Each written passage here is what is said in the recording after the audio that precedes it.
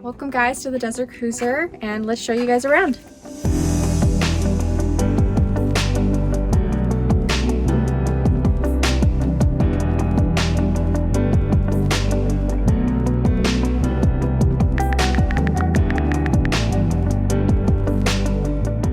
What's up everyone, I'm Cody. And I'm Christina, and we are from the Palm Springs, California area.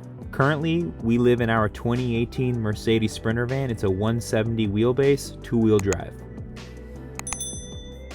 So, this is the kitchen area.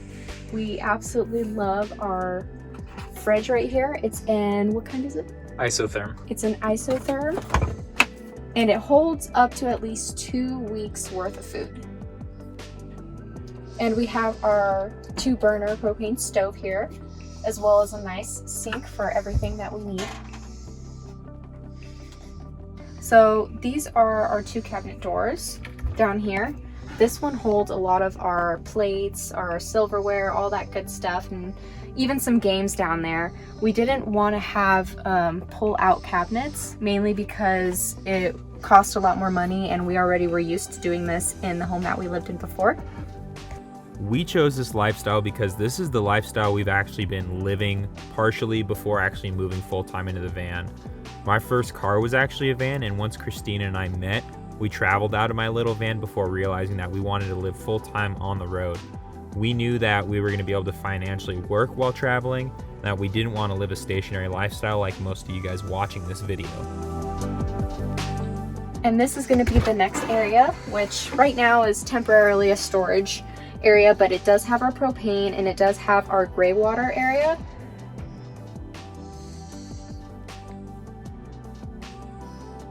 Here's our top cabinets area that we have we'll have actually 1 gas strut right here, and then we have magnets to hold everything in here, because as you can see, it can get really piled up, but it's a perfect spot for everything and it's really secure. So these might look like just couches to you, but we do have storage in here for chairs and other kind of blankets. And then in here we do have our composting toilet. This is a Nature's Head composting toilet, and I absolutely love it. The only thing that we have to do differently than a lot of other van conversions that we've seen is when we unhook it from the metal L plates, we do have to take it out to dump it, and most people like to have a slider, but it's not too hard for us and we actually really don't mind it. What is your favorite part of the van? That is a hard question because there's so many things I love about this van, but my number 1 favorite thing is the toilet. I love it. It's so convenient, and it's really nice being able to be in your van to have that kind of luxury. I don't use the toilet that much unless it's freezing cold outside or if we're in a public area. So for me, it has to be our luminous roof rack. I spend a lot of time up there. We've slept up there during the summer, watched the stars all night long. An expensive piece of equipment for the van, but definitely worth it for us. For me. And this is going to be our toiletry section, where obviously everything, deodorants, all that good stuff. It's a perfect space to even have our candles, and we're really happy with it.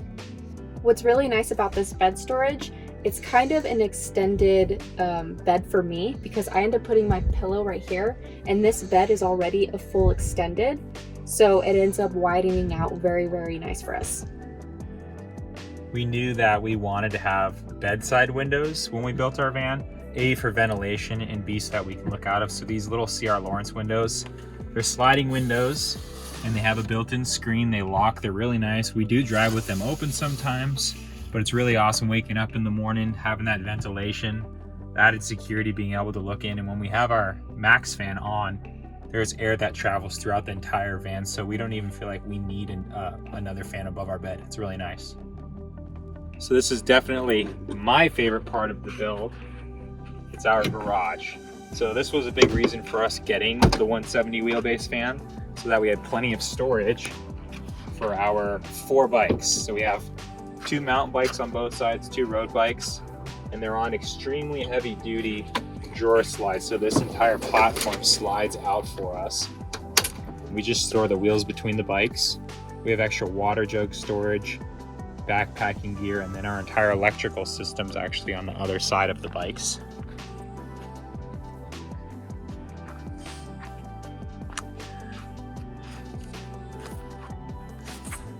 And as you can see, we have 3 100 amp hour lithium batteries from Battleborn. We have a Victron 2000 watt inverter, and then you can see our entire electrical panel back there. Currently, I work remotely for a church where we used to live, and I'm a content creator for them.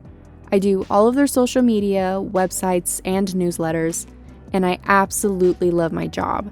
I'm truly grateful that I was actually able to work remotely for them, since that question was up in the air when Cody and I were planning to leave. And I'm a seasonal mountain bike guide back home, but due to COVID, my work predicament changed. Currently, I am not working, but we do have a photography website which generates a small amount of income for us. So this is how we get to the second floor of our van. So you can see our 4 solar panels here based around our Max fan. Here's our road shower, and then we still have 7 feet of space behind our solar panels so that we can actually lay down and enjoy the view up here. And then this is our little kitchen wireway. Our solar panel wires feed through here from up in the ceiling. All of our overhead lights, fan, because we ran all of our wires above the wall, so it's super easy to access if we need to work on anything. We have our little Aspar S2D2 Pro controller here, so we can monitor our heater, do setup for it right from here, which is really nice. And then we have our Victron inverter on a switch. We flip it on, it runs, does what it needs. We could flip it to charger because our inverter is also a charger, so we could plug into shore power and it will charge our batteries up. And then we have obviously off switch because our inverter, like any inverter, requires power to run. I think ours is about 3 amps per hour, so it's really nice to be able to shut that off. Most of our friends thought we were crazy simply because of our lack of skills, but we wanted it. We knew we wanted to live full-time in the van, and we figured out a way to make it happen. It took a very long time for us, probably about a year to build a van, but you just have to go for it. And if you don't feel comfortable, reach out. This community of van lifers is so welcoming and warm and extremely helpful.